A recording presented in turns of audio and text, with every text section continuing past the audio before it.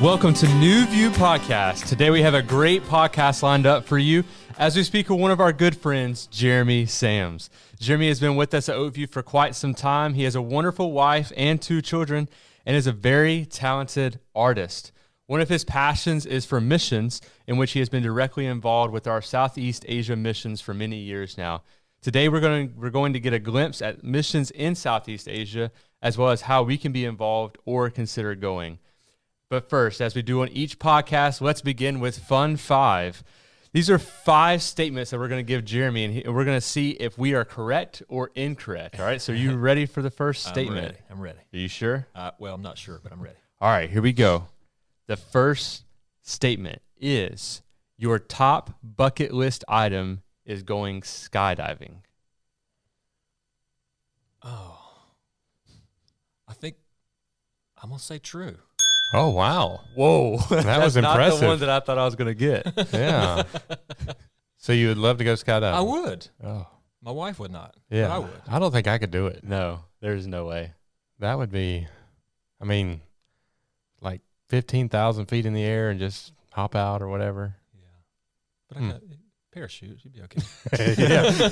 It'll all work Do you out have a in the end. spare parachute? It'll all work out in the end. Sometimes in life you need a rough landing, right? All right, well, I've got statement number 2. Okay. All right, are you ready? Ready. All right, Bob Ross is your hero. Oh, absolutely. Absolutely. So I'm a huge fan of Bob. yeah, did you watch him growing up? I did. Was Yeah. he sort of an inspiration for you? Yeah. Back before I ever knew how to paint, I would watch his stuff, and I'd go upstairs, and I'd try to replicate whatever he was doing. I just had a fun time with him. Right. And he's always so calming. And He is. happy Yeah. little trees. And Yeah. no mistakes, just happy accidents. This would be a good time to watch him during would. our Yeah. stay-at-home order. Yeah. Yeah. Very Keeps you good. calm. Oh, we're 2 for 2, Cameron. We are. We Man, are you guys going did well right really now. well. Yeah. All right, so we're going to do statement number 3. Okay. Let's see here. Your favorite dessert your wife makes is Oreo truffles. That is false. I thought that might be a struggle there. Yeah, so Yeah, what that's is it? Oh, man. It's either going to be apple pie or what's the big Hershey cake? It's got like several layers and You already all started off kinds good. of chocolate so- stuff. Yeah. It's Yeah. some kind of chocolate something. I can't remember the exact name of it, but it's a lot of chocolate. Right. It's really good. Yeah. I know I'm not a big, I don't like baked apples. Yeah. But until I had one of your wife's apple pies, I Yeah. was like, oh my goodness, this is not like baked apples. There's just something great about this. We put special ingredients in it to make you want to keep coming back. Right, no doubt. No doubt. Well, y'all must put a lot of it in there because I keep coming back. So it is very good. All right, got another statement here Okay. for you. All right. Who would make a better model for a portrait? Or excuse me, that's a question. Let me ask. I would make a better model for a portrait than Cameron. Oh, man, I don't know. You're trying to get me in trouble here. What is this? That's a hard statement. That is hard. Let me put the light on you differently. See what the different lights. I don't know. I don't think he wants to I answer. don't want to answer that. He does it. I'm not so much into painting male portraits. I don't know. Yeah. Well, Can I do? I Can I wanted go, my portrait, but can I go with C? Neither. Yeah, that's we'll go with that. all right. Mine's kind of along the same lines as far as picking somebody, but they're not. The one I chose is not at this table, so it might make it a little easier. But if you were to pick from our Oakview staff, who would be the best artist? Yeah. You would pick Don. Wait a minute. What kind of art are we doing here? Stick figures or what are you talking No, like a pretty decent art, like a reasonable art, not I like would say Don. Oh, man. Well, Don is musical.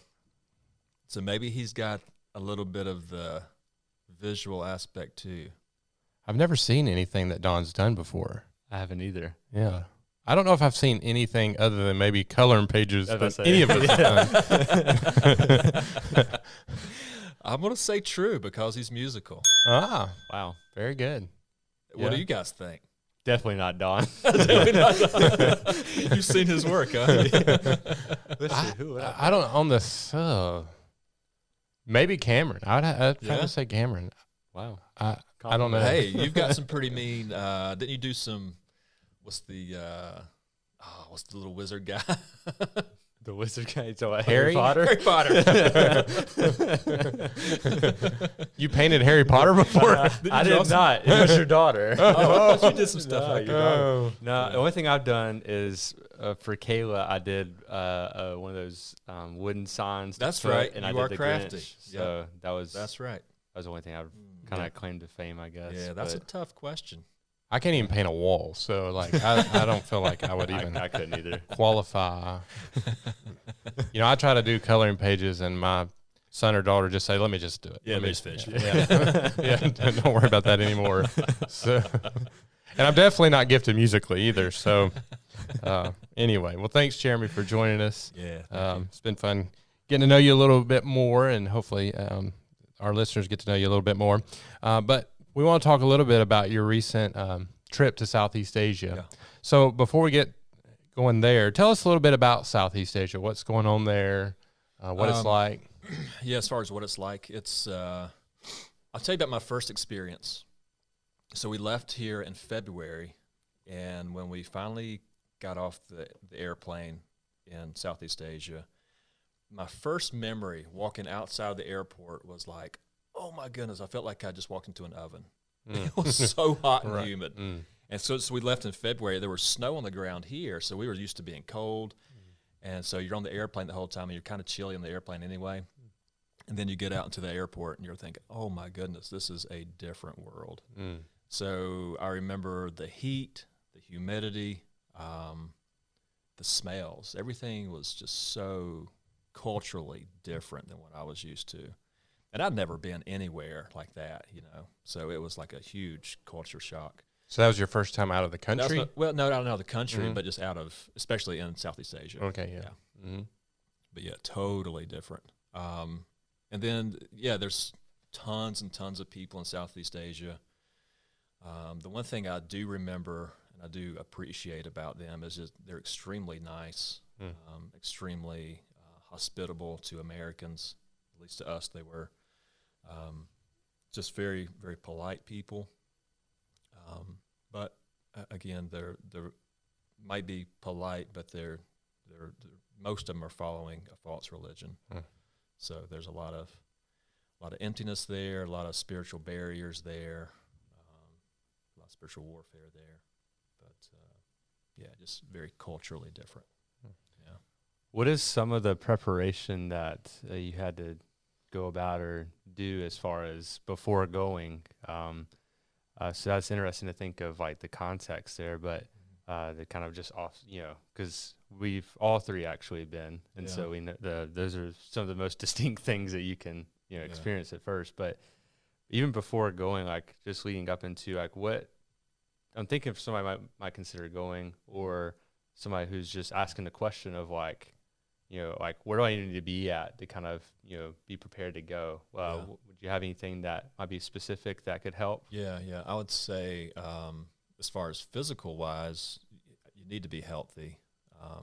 We do a lot of walking. You do a lot of you eat a lot of different things. So I think physically you need to be healthy. No underlying problems or things like that. Spiritually, definitely need to be healthy, because it's just like I said, a huge barrier there, where our worldview is coming into this from the Christian standpoint. You're walking into something that they have no idea of, a concept of a creator God. And so, definitely be spiritual, healthy. I don't know if that answers that question, but Yes, I mean, I think that's very good, and I think it's helpful to like know that too, in the sense of just kind of getting to a point of being able to. I guess what I'm getting at is like it's probably beneficial to not just go. I mean, I know that's a command, but to also be prepared in going and prepared specifically for who you're reaching. Yeah, and I think you need to have a concept of the culture. If you're not trained to know, like for instance, like we're by nature, we're what do you call it? Ethnocentric. We see our own culture as dominant, and we have everything right. And so the tendency is when you get to a place like that, you look out, and the first thing you get there, and you're thinking, "Oh man, well they did that wrong. They're doing that wrong, and look how their their sewage system and their the way they build, the way they eat. That's all wrong. Let me help you. And we're the Americans, the big Americans who know everything. Let us try to fix you." And that's not the way we should be. Right. That's a good point. But it's definitely a challenge for us as Americans because we think that we're, we got everything right. Yeah. The, I think we grow up a lot of times in this bubble of how everything is or should be. Yeah. And when you walk off that plane, you understand like, whoa, yeah, this is completely different than anything I could have ever imagined. Right. Yeah. So one of the focal points there is the people we call the T people. So tell us a little bit about them. Yeah, the T people, I think the population is around 150,000 in the city, probably a lot more scattered throughout the neighboring country and to the south and probably to the north of some of the little villages and cities. But they're very hard-headed, stubborn people. In fact, one of the sayings from that area is, if a coconut falls on the head of a T person, the coconut will bust. They're very hard-headed. They're very steeped in their Buddhist religion. They see their Buddhism as part of their nationality.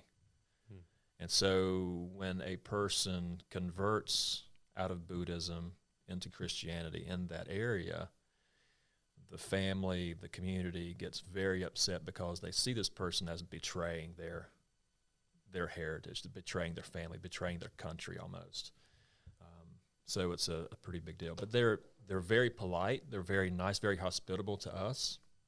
They love white Americans. I'm sure they probably love any color Americans, but because we're white, I mean, we're different colored. We do stand out, and so they tend to be very, very nice. They go out of their way a lot of times to try to, hey, can I get a picture taken with you? Things like that. It's very nice. But as far as their religious views, they're very steeped in Buddhism, and so it's part of their their worldview.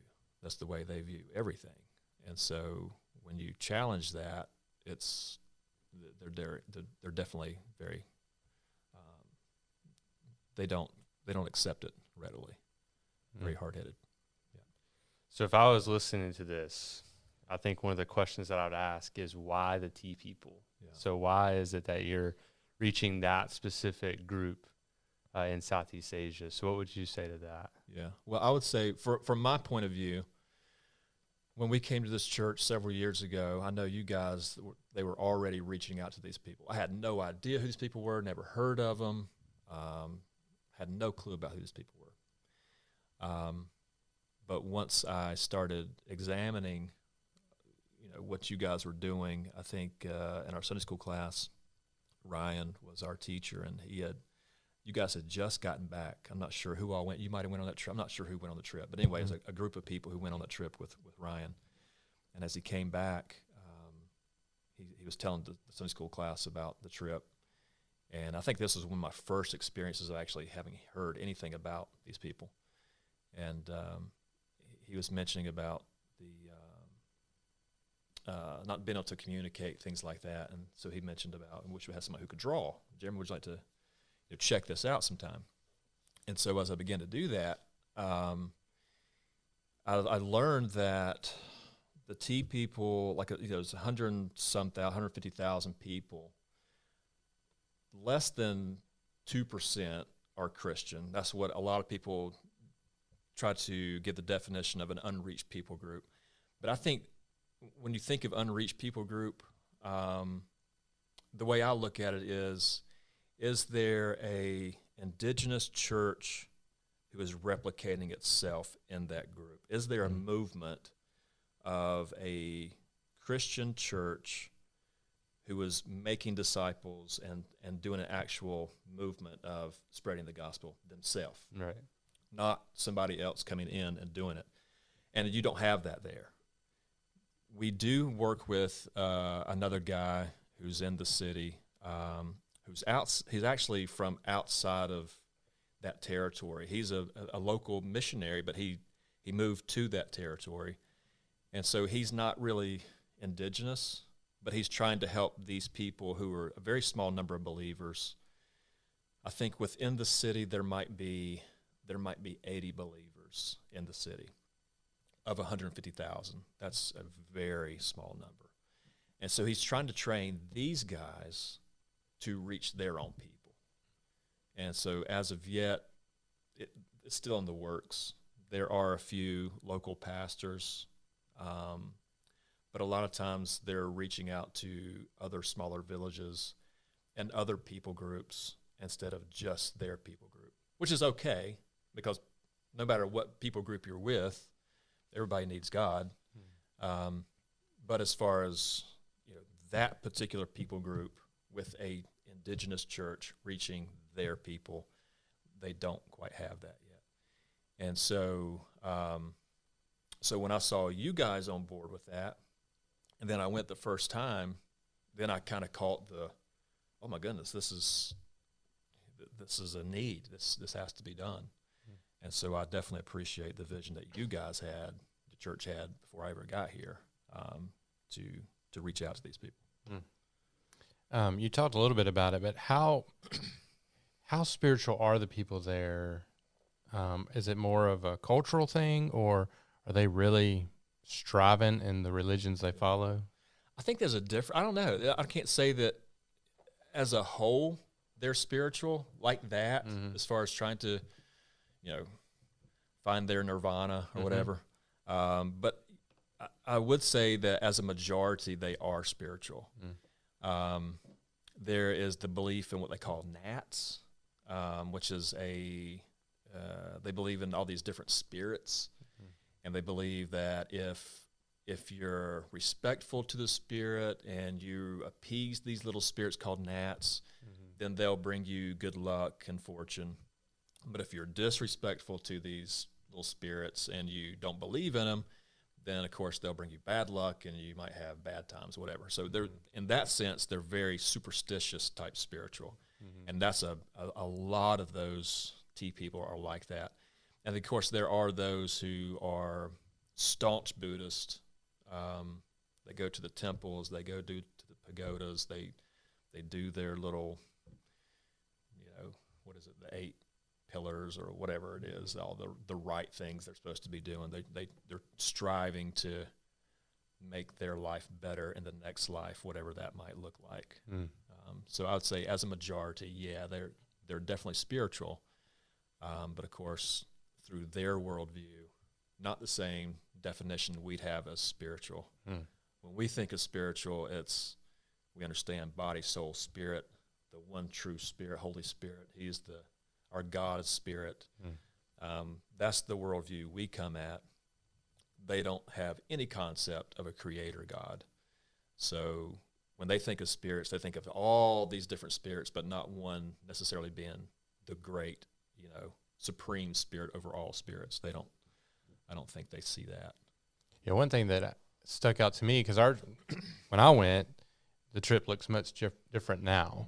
But one thing I do remember is people would have these places where they would put, whether it be food or drink for these spirits, right. and hoping for favor. Right. Yeah, so really interesting.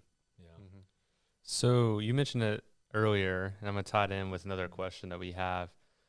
So what are some big obstacles to the gospel there, or biggest hurdles there? And I want to kind of distinctly connect that with, and you mentioned it, we had it down here as well, for spiritual warfare. So I'm assuming that that's going to be blended together in some fashion. Just what are those hurdles? Maybe how do you navigate through them? How do you work through them? Yeah. We know the gospel pervades all barriers, but How does that work as far as addressing, like, what are they? And then also, how do you work through those? Yeah, I'd say the biggest hurdle for a cross-cultural mission work is that wall, that barrier of language and the culture itself. But language is probably the biggest. So when we go there, we might know little bits and pieces of how to say hello and thank you, things like that. But I personally am not at the point where I can give a gospel presentation in their language. So that's the biggest hurdle, I think. Just the cross-cultural thing. It's much more easier, even if I got a translator, it's still much easier for a local indigenous person to give the gospel, knowing all of their little backgrounds and histories and cultural little nuances that I have no idea about. It was interesting to me, the last trip we went to a home. It was actually a Muslim family. And the two guys that I was with, one was a pastor and one was our translator. And so I let them just have it. I let them take the whole thing. I'd already made the contact with these people. They knew us from other previous trips. And so they knew we were in town, and we had told them, hey, we're going to come back. We're going to bring our interpreter. And so we can have an actual conversation. So anyway, when we came, I let them talk. And so they were talking about the coronavirus, and they were talking about all the different things that are happening in the world at the time, all the bad news that you see on the TV, right? And so I noticed them transition from the bad news stuff to all of a sudden he went into, but there's some good news. And he did a really nice job of taking their cultural things that they were dealing with at the time, and he used that as like a springboard into presenting the gospel in a way that they could understand it. Mm-hmm. And it was really incredible because I wouldn't have taken that approach maybe. But anyway, so one of the biggest barriers is definitely that cultural barrier. Language is huge. There's several other things, right, I'm sure that are involved in that. But language is probably the biggest one. And what was the other part of your question? I'm sorry. Just like how working through, like how do you actually work through that? Yeah. What are some things, maybe how do you work through those barriers? So we have a translator that comes with us. And luckily, like I said, the translator knows all their little cultural nuances. So as I'm given a gospel, I'm coming at it from a strictly American point of view. I can't help that. And from a Christian worldview. And so as I'm giving the gospel and giving a gospel presentation, they're still able to take that and explain it in a way that makes sense to them. And that's the only way that we can overcome it. But of course, they are much better equipped, those who grew up in that culture, grew up in the same neighborhoods as these people, and they know the ins and outs and the histories and the little variances, and they can do a much better job than we can, Yeah, I think that's a good point that you make, because I know one of the things that we studied when I was in seminary and thinking through this, I know we all three know this, but the danger of coming, you mentioned earlier, the danger of coming in and Americanizing a culture that's not American, in the sense of, for example, in that same respect, coming in and doing it the same way we would do it here, like right, evangelism, outreach, right, if we do that, it could become the danger of we're actually missing the people. We're actually not reaching them because we think that they look like us. They're going to think like us. But in reality, whole different type of context, world, and the reaching capacity is something different too. So it's good to, I think that's a good point and good thing to think through, is that this isn't about, basically you need to understand and contextualize both where you're going and how to share where you're going. Yeah, absolutely. That's huge. Because one of the biggest problems is worldview. We come from a Christian worldview. Right. We're Christians anyway. We come from a Baptist church in America. We've got our own worldview. And we go there, and in evangelism, they have zero concept of a creator God. So you can't just go in and say, hey, you're a sinner and you need Christ. That makes zero sense to them. So it has to be, okay, let's examine your worldview. What's reality to you? Where did you come from? Where are you going? You know, what you do now, does it affect your afterlife? Things like that. And so once you start to examine their worldview, and we do that by just asking questions. A lot of times we get the thinking that when we go over there, we need to be just blasting the gospel, blast, blast, blast. We need to be listeners. We need to go over there and be learners and listeners. And so I was with Mark this last trip in T-City, and we took a taxi to wherever we were going. And this young guy, we're in his little taxi, I'm not sure what you even call those little things, but anyway, this little tricycle type thing with a cover on it. And he's got this stick above his mirror, and it's like all tied up there, this weird little stick. And I showed Mark, I was like, what is that? What is that stick? And so, what is that noise? Okay. Sorry, that's a phone going off during our sorry. During our time, yeah. So anyway, we're looking at the stick, and so Mark asked the guy, what's with the stick? So the guy begins to tell us about how his property burned down at one time, but this one stick did not burn. So he keeps that stick, and this is the stick that protects him. And so we just kept asking questions about the stick. But he kept explaining his views of things. And that's what's interesting, because the more you ask questions, the more you get to the root of their worldview. Their worldview dictates their beliefs. Their beliefs dictate their values dictate their behavior. And so if you get to the core of it, their worldview, you can learn a lot. So we let this guy talk. We let this guy explain everything about this special stick, you know. And then Mark began to explain, well, we don't have to have a special stick. We know the God who created all things, you know. And so it opened up an opportunity to share the gospel, even though it was he was very he didn't want to hear it. But anyway, it gave us the opportunity. So I think one of the biggest things we need to be learners and listeners. Yeah. Yeah. One of the things I love about the way I think that we're trying to do it, which you've been mentioning, is that our goal is not to be there for the next 50 years. Right. Our goal is to build up believers there who would then continue the work. Yes, absolutely. And one of the things I love that you seems to be a focal point there now is the training of local pastors. Right. Tell us a little bit about how that works. Yeah, like you said, it's not our goal. It's not advantageous for us to be there and to be the parent there. It's more advantageous for us to go and train those indigenous local pastors who know their culture, they know their people, they know all the ins and the outs, and they know everything about these people. We don't have that privilege.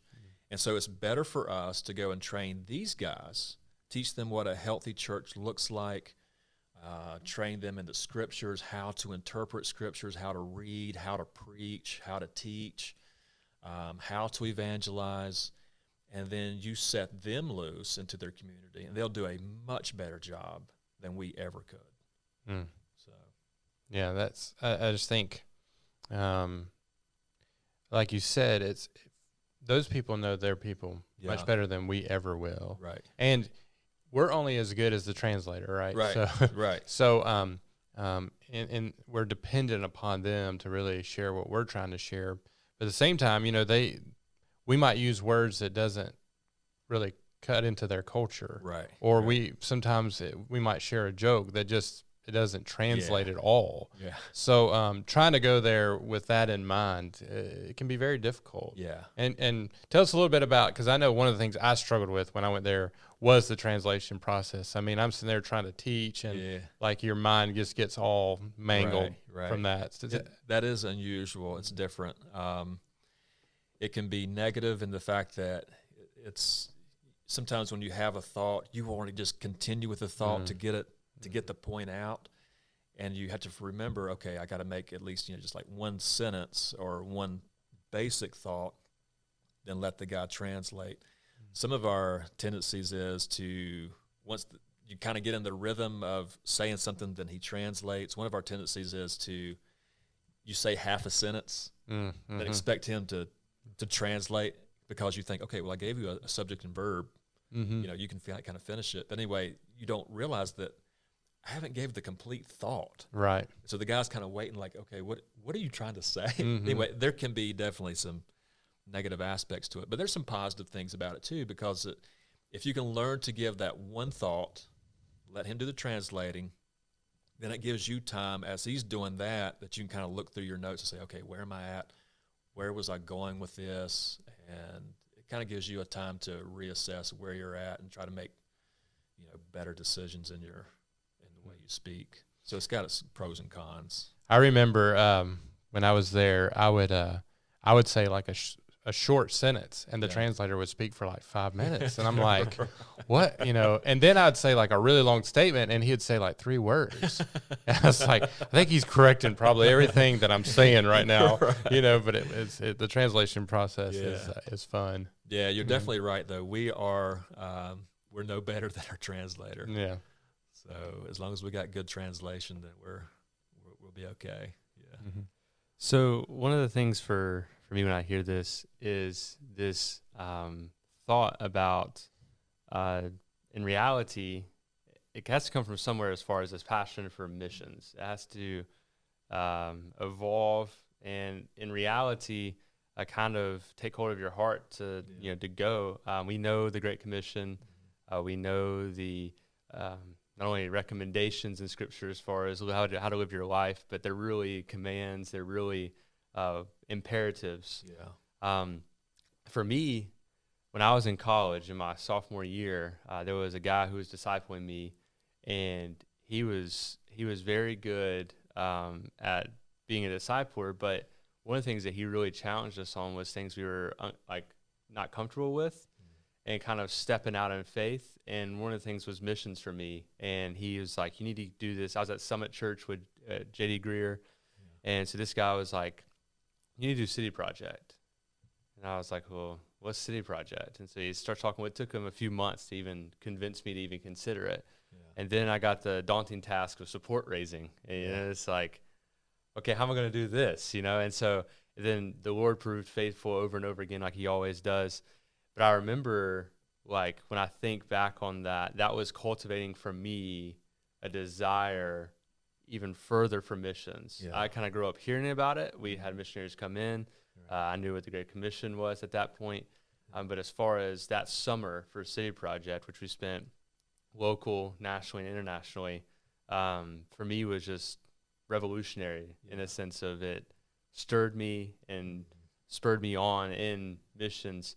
And so what I want to kind of do is, I know it's a long way of introing that, but I know that has to be something for you as well, because you're heavily involved in our Southeast Asian missions. And so I'm just curious as to what moved you from being a believer to then being a believer who's engaged in missions. Yeah. And then what would you maybe say to somebody who's, let's just say, that has a head knowledge, but really could be advantageous for them and helpful in the sense of understanding more about missions, to then actually be moved to go and to share?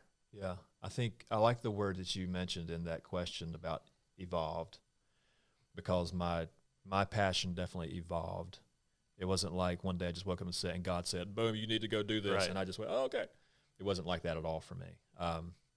In fact, I was always intrigued by missionaries. Growing up in a Christian church, we'd have missionaries come in, so do a little slide presentation, and talk about their families and all the weird things they ate. And, that was always interesting to me. I'm a kind of adventurous type guy. I mean, I want to go skydiving. Right. So that's always been interesting. But I never thought, I don't know if I would ever do that. I mean, that's neat. It'd be fun to go try that sometime, but I don't know. But I think my passion evolved as a young Christian in my 20s. I got heavily involved in evangelism. And so I really loved going out and just preaching the gospel, whether it's on the streets or one-on-one or whatever. I like to share the gospel. I enjoyed that. But my motive and my passion was really for people. That's not a bad thing, but it's not the main thing. And so that's why I say evolved, because at first it was I'm doing this for the sake of people. I didn't want to see people go to hell. And then there was even a part of me on the carnal side that just liked to argue. I mean, be honest with you. I like to have debates with people. I like to prove my point about the gospel being right. And so there was that aspect. And then later, throughout my Christian growth and being around good teaching, good preaching, I learned that when you go through Scripture, you see that God is a God of mission. And we do this not for our glory, not even for the sake of man, even though man does benefit, but it's for the glory of God. So if my passion is God-centered, and if I nurture and feed that aspect, the overflow will be towards people. And it's kind of like your passion for people wanting to share the gospel is like a vehicle. But in order for that vehicle to run, you got to put some gas in it. So you got to have the passion of God first. We want to love God so much that He's worthy of the rewards that He's due, for His suffering. And so once you get that passion, that fuels the passion for going out and doing evangelism to other people. And so that's how my passion, I think, evolved. It went from definitely man-centered, man-oriented, to now I'm trying to be, and it's a trying because I have to go back and forth with that, where I want to be more God-centered, God-passionate, and then the overflow hopefully will be a fuel to push for evangelism and missions. And so what was the other part of the question? Just encouraging, like how would you encourage somebody that might be either not have knowledge about missions and really are kind of sitting idle, or somebody who's wrestling with it and is just kind of working through it? Yeah, I would say definitely go on a short-term mission trip. I don't know that I've ever met, even if you talk to a long-term missionary, I don't know that I've ever met one who didn't start off with a short-term mission trip. I think that's very key. Even though that's what we kind of do here at Oakview is short-term missions. And maybe one day there will be a long-term missionary come out of this movement. I don't know. But I know that most people, everybody that I've ever met, long-term missionary or short-term stuff, have started with short-term missions. So if they're on the fence about it, go somewhere. If they're not on the fence about it, I still say go somewhere. Just try it. I never did anything till I came to Oakview. I mean, the craziest thing I ever did was like street preaching. That was just here locally. And there's nothing wrong with that, if you do it right. Nothing wrong with having a vision for your own people. But still, like Jesus said, what is it, Matthew 24:14, I think, that my name will be preached, or the gospel will be preached into all people groups, and then the end will come. So it's our mandate to take the gospel to every people group, not just to every geographical country. We've done that.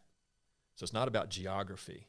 But when you go into the Greek of that, the ethne, what's it called? What's the Greek in that? Greek major? I know. I wasn't a major. I can tell you that. It's all Greek to me. Ethnos, whatever it is. It's about people group. And so there's a lot of unreached people groups in the geographical area that have already been reached. There's still a lot of unreached people groups. So we can definitely do that. In this lifetime, we can do that. If enough people, I'm thinking like these young people who are here at Oakview, man, they've got their whole world ahead of them. And I'm thinking here, I'm 42 years old. I've got 2 children, 6 and 12. I got a wife. That's obstacles that I have to overcome now as far as doing anything long term. So Good that's obstacles, but they are yeah, obstacles. absolutely. Yeah, right. They're great obstacles, Yeah. but they Yeah. are. There's a different set of challenges. You know exactly. what I'm saying? To doing something where you just pick up and go, or whatever it might look like.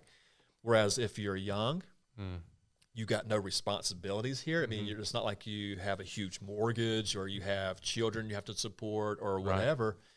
You've got this opportunity to really do something, you know? And so my challenge to them would be, man, go somewhere. Get a passion for God, and then hopefully that will spill over to a passion for people.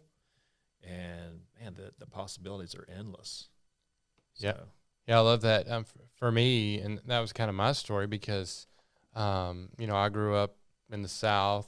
I mean, we would go to Florida or places like that, but I hadn't done a lot of long distance traveling. Right. And through my time in college, I got to be able to go overseas right after that. And it was, as I did that, my eyes were opened and I just saw a totally different vision of life. But one thing that I realized then is I want to tell other college students or maybe high school students who are not sure what they're going to do, that is the best time to go overseas and do work like that. Right. Because you don't have the stuff that's holds you back later in life. Right. And two, you can see if God's how he's going to work in your life through that, whether you're going to be a long-term missionary. Yeah. But I think one of the biggest things for me is it did open my eyes to stuff that I never saw before. And sure.